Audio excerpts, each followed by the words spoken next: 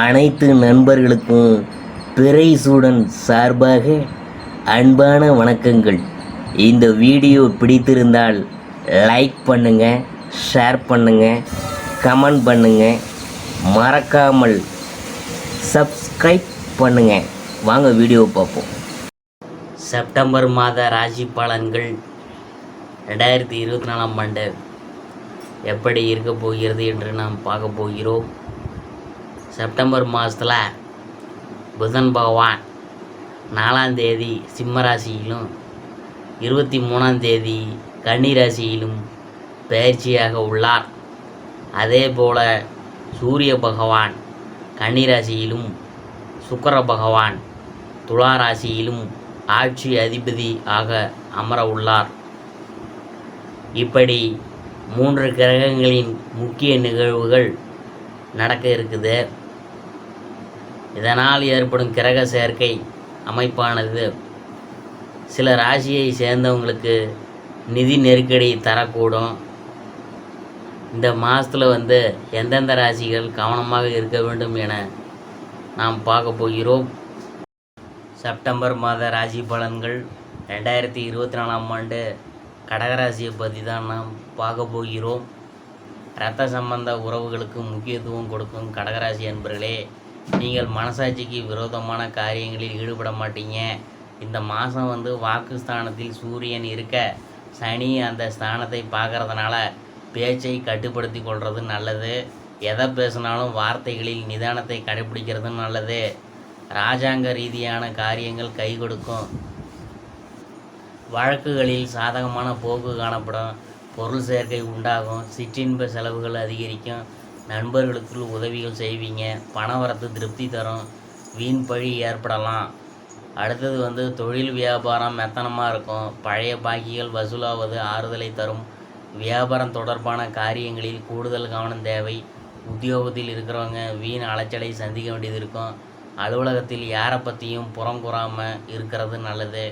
உங்களுடைய பொருள்களை கவனமாக வைத்து கொள்வது அவசியம். குடும்பஸ்தானத்தில் கேது இருக்கிறாரு.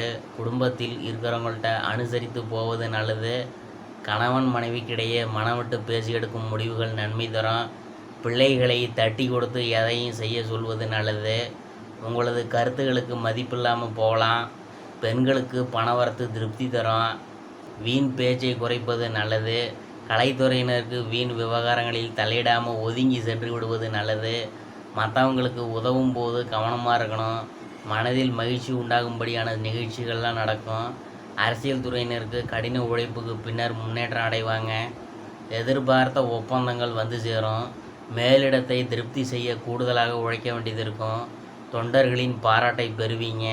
மாணவர்களுக்கு கல்வியில் முன்னேற்றம் அடைய அதிக கவனத்துடன் பாடங்களை படிக்கிறது நல்லது.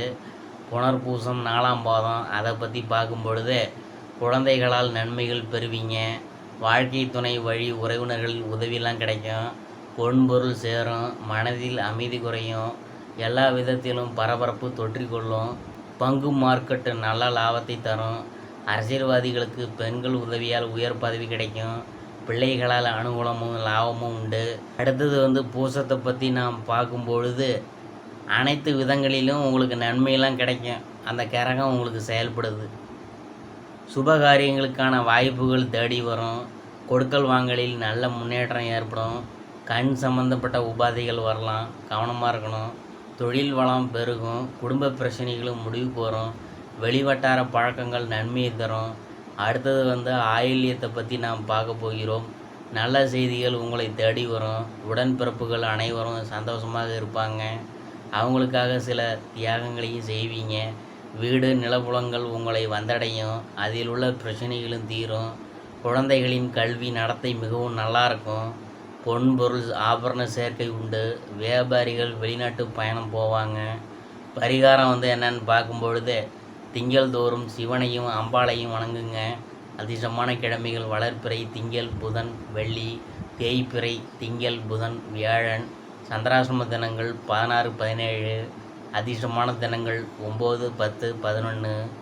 இதுவரைக்கும் நாம் பார்த்தது செப்டம்பர் மாத ராசி பலன்களில் கடகராசியை பற்றி தான் நாம் பார்த்தோம்.